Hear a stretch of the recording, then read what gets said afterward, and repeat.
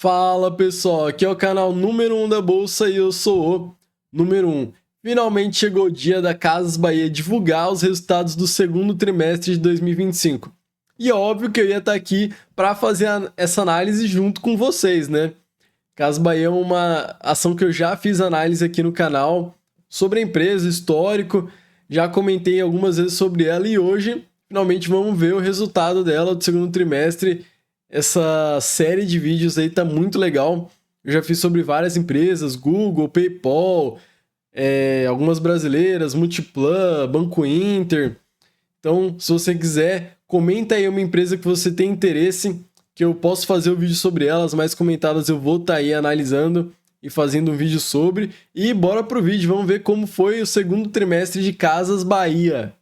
Primeiro a gente já tem que falar que houve a conversão de dívida, aqui ó, de 1,6 bi da dívida em ações, ou seja, a Casas Bahia ela tinha uma dívida de 1,6 bilhão e ela converteu em ações, aumentou o número de ações. Vocês sabem que aumentar o número de ações não é algo que eu gosto, porém nesse caso, como houve uma conversão da dívida, eu entendo, é algo para aliviar muito a empresa, é para gerar valor ao acionista. Apesar de não ser a melhor das soluções, foi o que a empresa encontrou e eu acho positivo. Nesse cenário de Casas Bahia, acho positivo. Se você pegar o Enterprise Value, que é o quê? É o valor de firma, traduzindo para o português, que é o preço da ação, o valor de mercado dela, mais o valor da dívida, não mudou nada, porque antes a gente tinha uma empresa que ela estava valendo pouquinho no mercado de ações, mas tinha uma dívida grande.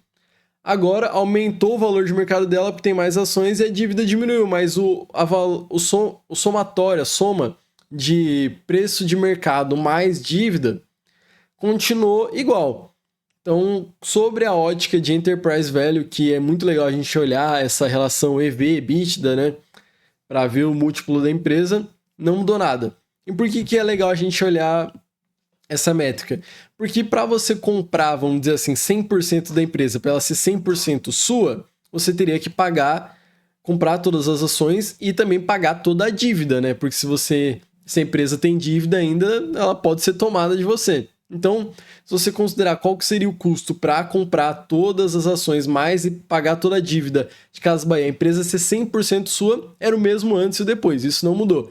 Assim, faz uma certa diferença o preço da ação agora tá dividido por mais ações? Faz. Mas sobre essa ótica, acho legal a gente ver que é muito interessante não ter mudado isso. E isso foi muito importante para a reestruturação de capital, porque agora com a dívida menor, a empresa vai pagar muito menos juros sobre essa dívida, porque a dívida diminuiu. E no momento horroroso que a gente está de juros, que muitas empresas estão sofrendo, é o mais importante, acredito eu. Mais importante que crescimento era diminuir a dívida. A Casas Bahia, ela tá em todas as frentes, a gente vai ver que ela tá fazendo o possível para melhorar a operação. E a gente vai ver se tá dando certo ou não esses esforços. Uma última coisa antes da gente passar para os números do resultado de Casas Bahia, é o mapa capital que pegou essa dívida e agora ela tem 85% da empresa. E é interessante a gente ver uma outra empresa querendo ser dona de Casas Bahia. É bem legal, porque ela não tinha nada a ver com o negócio, não era ela que tinha dívida com Casas Bahia, não era ela credora. Se não me engano, era o Banco do Brasil e o Bradesco. Mas essa empresa, Mapa Capital, ela chegou, falou, ó, eu quero a dívida, eu quero comprar a dívida de vocês me passam a dívida, eu faço essa conversão de ações, de dívida em ações, e eu fico com o maior acionista. Ela tem interesse, ela quer ser a maior acionista de Casas Bahia. Então é legal ver um controlador na empresa. Eu gosto de empresas com controlador, com alguém que vai estar lá e que vai estar com a pele em risco, que se a operação der errado, ele será o maior prejudicado. Ou se der certo, vai ser o maior beneficiado. Isso é muito importante. A empresa que tem um dono definido, ela acaba criando uma responsabilidade muito maior sobre o operacional da empresa. E agora, com a queda da dívida, a relação dívida líquida e EBITDA passou de 1,8 para 1,1. Pessoal, excelente essa conversão aqui. A relação agora tá espetacular. Você pega aí a relação de 1,1 dívida líquida e EBITDA muito pequena. Você pode listar aí pelo menos acho que umas 100 ações na Bolsa Brasileira com uma relação muito maior que isso aqui.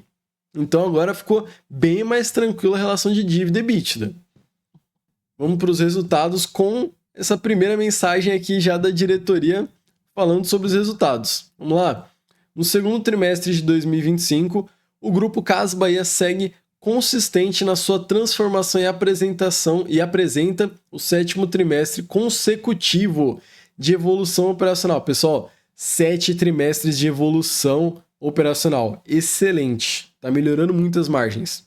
Com crescimento de receita também excelente no momento que está difícil crescer receita no Brasil. Casas Bahia está conseguindo expansão de margens, geração de caixa, muito bom, e redução de 40% da dívida líquida. O GMV, só para explicar, uma sigla em inglês para o total de vendas, o valor das vendas que Casas Bahia fez, total de produtos que ela conseguiu vender. O GMV total avançou 7,6%, impulsionado pela performance positiva das lojas físicas e do e-commerce, que são o site, né? O crediário também se destacou, que é algo que é muito forte na Casas Bahia, o crediário, ajuda demais a operação. Com inadimplência saudável, que no momento tem muita gente sofrendo, inclusive o queridinho da Bolsa, que era de muitos investidores aí, o Banco do Brasil tá com a corda no pescoço aí com a inadimplência, tá sofrendo muito, provavelmente vai sofrer mais nos próximos trimestres. Quando sair o resultado dele, inclusive, eu vou gravar aqui. Muita gente está sofrendo com inadimplência e Casas Bahia, que o pessoal morre de medo, não, porque varejo, a inadimplência é horrível, é um negócio horrível. Será? Banco supostamente é o melhor negócio do Brasil. A inadimplência lá tá pegando, aqui não tá. E alta rentabilidade, reforçando a força do modelo e a eficiência da execução. Então aqui já um resumo muito bom para a gente ter uma noção. Se tivesse que fazer um resumo aqui já tá excelente, mas vamos ver no detalhe aqui. Aqui vai acabar repetindo algumas coisas. Redução de 40% da dívida.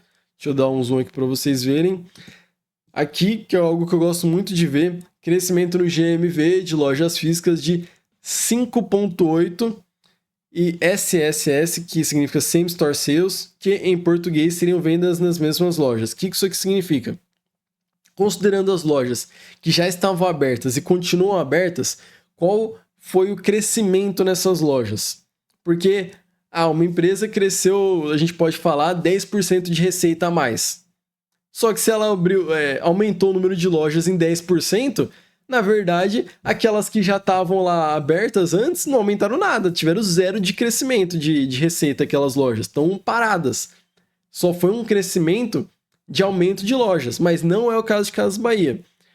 O crescimento está vindo das lojas. A mesma loja ano passado dava X, agora ela dá X mais 6,7%, acima da inflação o crescimento aqui.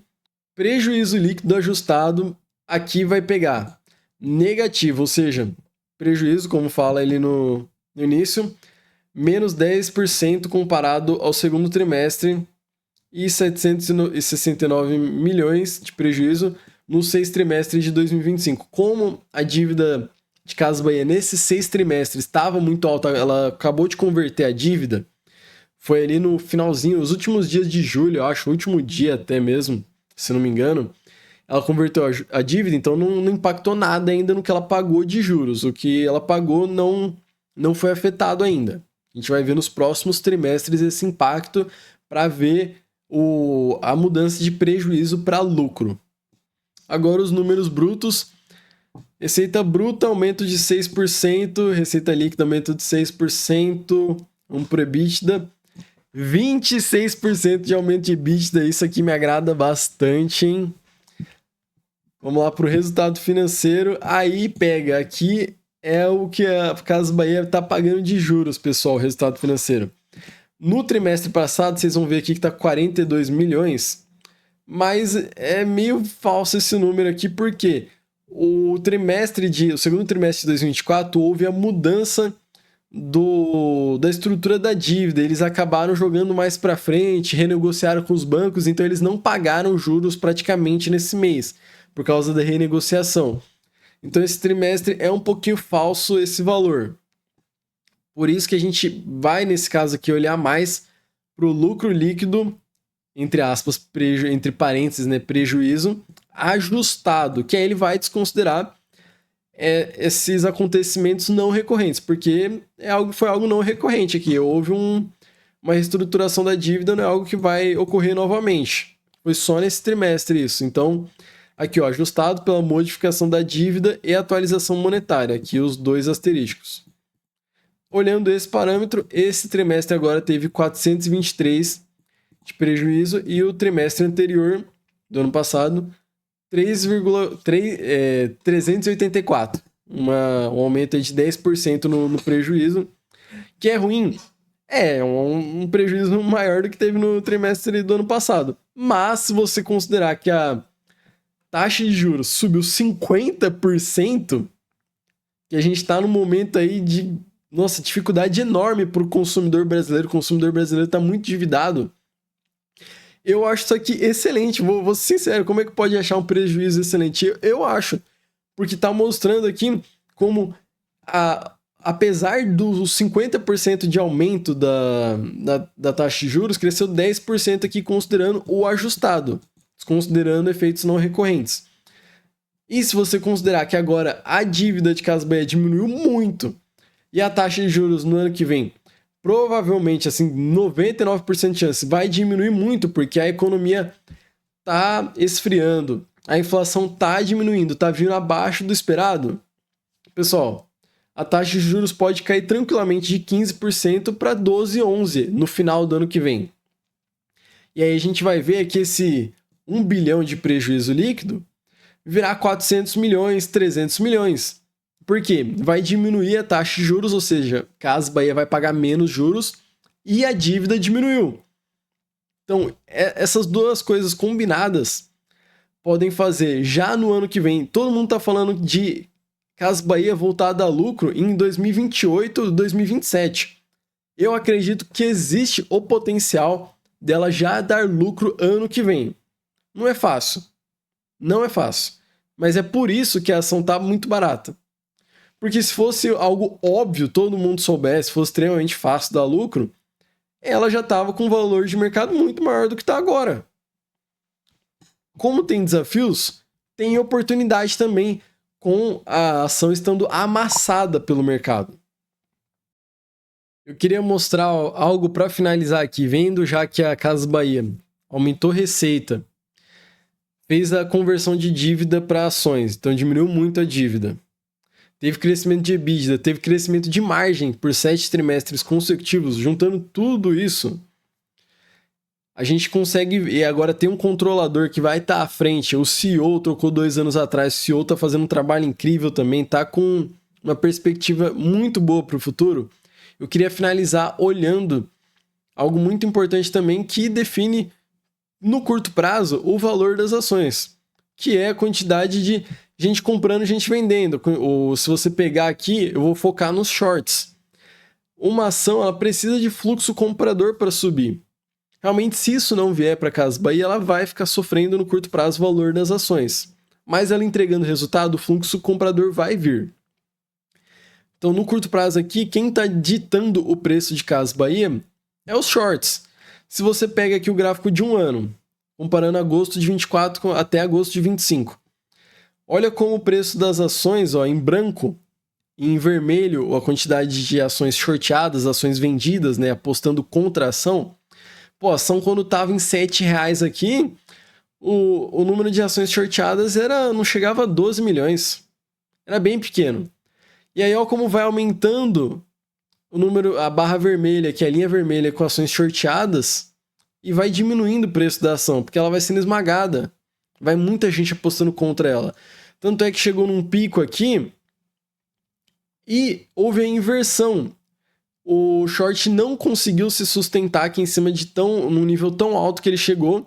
Houve uma pressão compradora em março de 2025. Eu estava comprado na ação nesse momento, ganhei quase 200% nessa movimentação. E chegou aqui, ó, quase 27 milhões. E o valor da ação explodiu, porque houve um short squeeze. Quem estava vendido teve que recomprar a ação correndo, porque o valor da ação estava explodindo. Houve uma corrida para comprar a ação, o preço da ação disparou loucamente, chegou aqui a 10,32. Eu quase peguei esse topo, vendi ali nos 9,80.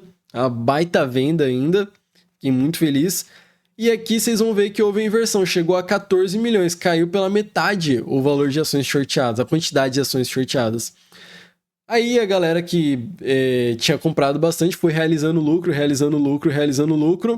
a ação foi caindo e aí o short foi subindo também. Ele foi vendo, não tem mais pressão compradora, vou voltar para o meu short aqui. O mercado foi dizendo isso. E agora vocês vão ver aqui no final do gráfico o dia de hoje. 12 de agosto, a gente tem... Dia de ontem, na verdade, 12 de agosto, ainda não está atualizado com hoje, mas provavelmente deve ter aumentado até a quantidade de shorts. Chegou no maior pico que já teve. 30 milhões de ações alugadas. Hoje o free float, que são as ações disponíveis, ele não mudou comparado ao que estava antes, porque esse reperfilamento da dívida e a conversão de dívida em ações aumentou o número de ações, mas essas ações não podem ser vendidas pelo Grupo Mapa. Tá em contrato isso, tem disponível no RI, eles mandaram um e-mail um tempo atrás que só vai ser possível vender essas ações daqui a alguns trimestres. Tem um calendário lá, se você quiser ver quando que o Grupo Mapa, se ele quiser, pode poder vender essas ações, mas no momento ele nem pode vender essas ações, então ele não pode alugar elas. Então aqui, o free float de Casas Bahia é menos de 95 milhões, que era o número anterior de ações. E tá com 30 milhões de ações alugadas, então tá com mais de 30% de ações alugadas do free float. Pessoal, eu vou torcer, sabe para quê? Para aumentar esse número de ações alugadas, para o preço da ação ficar mais esmagado, cair mais. A gente vai comprando e depois sabe o que vai acontecer? Um short squeeze monstruoso. Porque a quantidade de ações alugadas vai ficar tão alta que não vai ter mais como colocar, não vai ter mais ações para alugar, a oferta de ações vai se acabar. E aí, esse pessoal vai ter que, quando eles forem encerrar a operação, eles vão fazer uma pressão compradora somado com quem estiver comprando a ação no momento, torcer, né, para entrar algum comprador aí forte e fazer uma pressão compradora alta. E aí vai gerar uma reação em cadeia, o preço da ação vai explodir quando todo mundo estiver querendo comprar. E eu espero que volte a R$10, sei lá quanto aí é o possível para chegar o valor do preço da ação de Casas Bahia. Mas eu tô otimista, é uma ação que tem o seu risco. No momento aí atual, eu tô com acho que quase 4% aí da minha carteira em Casas Bahia. É uma ação que por volta de 5% eu fico confortável em ter. Então eu tô aumentando minha posição. Não é uma posição, na minha opinião, para ter 15%, 20% da carteira. Isso aí, para mim, é um risco enorme. É uma posição, como tem bastante risco, para a gente ter ali por volta de uns 5%. Eu estou otimista com Casas Bahia. E você? Deixa aí no comentário. Se inscreve para receber os melhores conteúdos do YouTube, as melhores análises que eu vou continuar fazendo aí conforme as empresas forem divulgando. Se você gostou do vídeo, deixa a curtida. E é isso, pessoal. Tomara que a gente daqui a pouco eu grave aqui um outro vídeo com baita lucro em Casas Bahia. É isso e até o próximo investimento.